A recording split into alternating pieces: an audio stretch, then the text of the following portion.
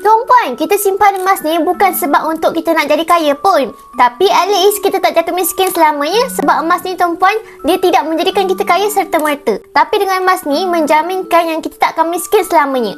Maksudnya untuk kita jadi kaya tu insya-Allah boleh dengan emas. Tapi bukan serta-merta. Bukan dengan cepat. Dia ambil proses sebab kita dengan emas ni, kita simpan sedikit demi sedikit. Ikut bajet masing-masing. Kalau kita konsisten, lama kelamaan, harga emas tu akan naik. And then kita akan dapat untung daripada kenaikan harga emas tu. Kata pakar sendiri tuan-puan, asas membina kekayaan bermula dengan menyimpan.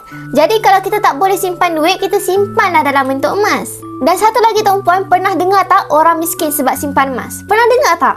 Tak pernah kan? Kalau orang miskin sebab tak simpan emas tu, ramailah kot.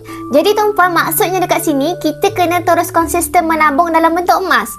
Dan tuan-puan yang paling penting, bantu juga ahli keluarga kita supaya mereka pun tahu tentang emas. Kita tahu tentang emas tu dah cukup bagus dah. Tapi lagi bagus kalau kita manfaatkan kepada lebih ramai orang dekat luar sana. Macam mana caranya? Tuan-puan boleh like, comment and share saya punya video ni supaya kenalan-kenalan kita pun dekat sosial media ni tahu tentang emas. Dan pada masa yang sama, kita dapat manfaatkan juga kepada lebih ramai orang dekat luar sana.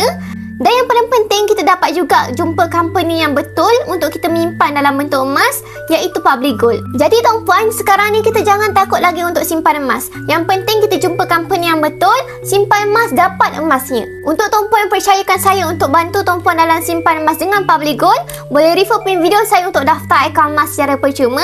Selesai daftar, saya akan guide untuk langkah yang seterusnya.